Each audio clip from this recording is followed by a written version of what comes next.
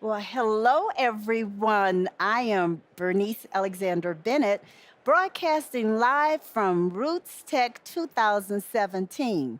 Now, there are thousands of people here, and one of the thousands of guests that we have is an international guest by the name of Dr. Sarah Abels.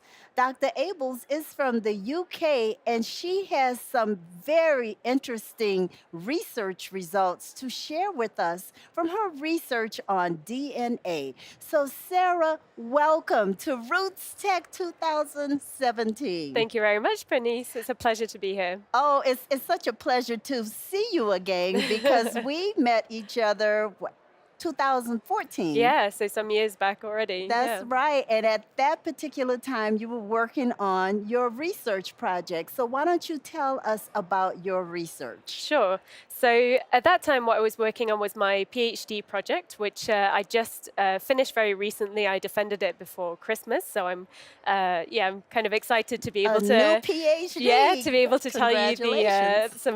something about the results. So.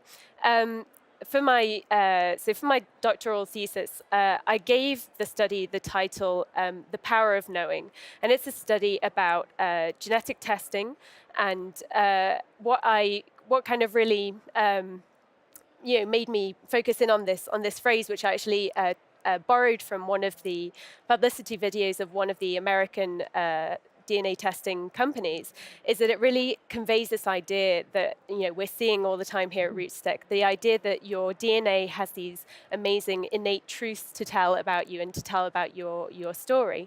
But what I wanted to do in my study was to look at the extent to which those truths are kind of universal, or Hmm. to what extent there are kind of cultural dimensions to the way that people interpret their DNA results and the way that DNA is kind of constructed by companies in different countries. Hmm. So this was a study that focused on Brazil and the US, and I was comparing the two cases, and I was talking to scientists who are involved in the creation of DNA tests, Hmm. and also people that are using DNA tests, and looking at the differences between those two cases. Now, were you looking at a specific group of people to study the DNA and to, the power of knowing, as you said?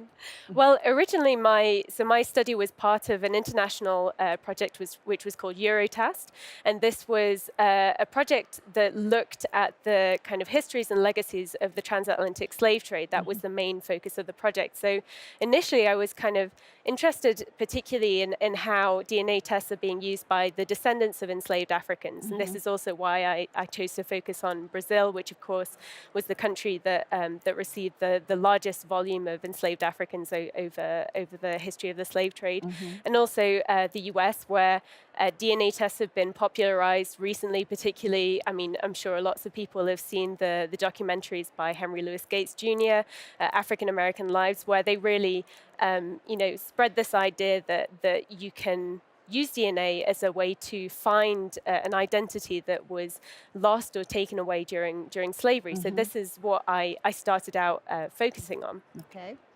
So, tell us, what did you find?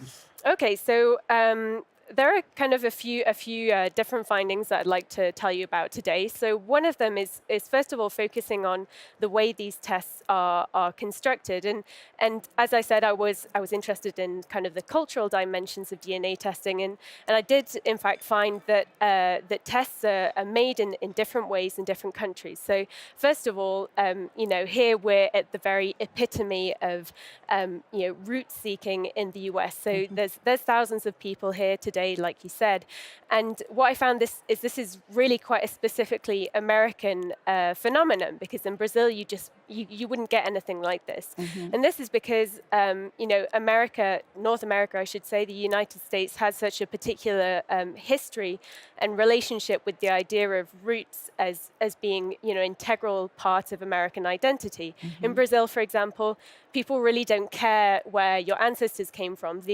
What Brazilians really identify is with is just the idea that everyone's kind of a cultural mixture Mhm. and also a biological mixture. And it doesn't really matter in theory where you come from geographically. Whereas in the US, we have, since the 1960s, and today we heard LeVar Burton, Right. obviously the star of Roots, and that was a really important moment in kind of, unleashing this the kind of craze that exists around genealogy. Of course, genealogy has existed for a long time in the United States, but it's really only kind of for 50 or 60 years that it's been such a huge phenomenon. Um, but what I wanted to point towards in my study is the fact that this in itself, this is not kind of like an obvious thing. This is really something that's rooted in an American history, and it's rooted in the history of the civil rights movement and the desire of Black Americans to not be recognized merely as Black, but rather to recognize that they had a geographic origin, they had a cultural origin beyond slavery.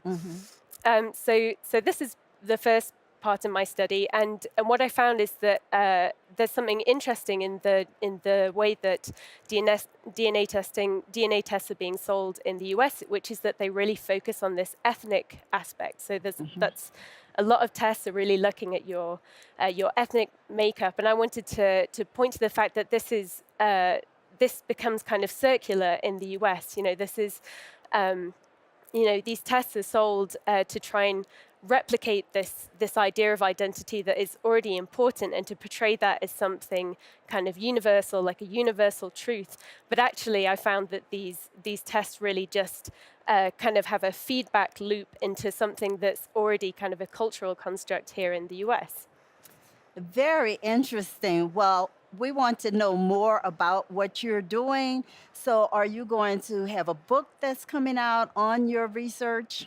I hope so. This is probably a little bit further down the line, but at the moment I'm working on another project which is called Citizen, and it's kind of an extension of my PhD project, and it's looking at how DNA testing and also genetic research in general might be kind of influencing the way that societies think about their population histories.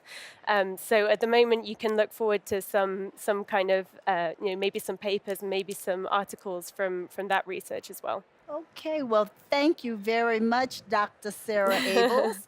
And I certainly look forward to hearing more about your research. Let's stay in touch with each other. And this is Bernice Bennett, live from Roots Tech 2017.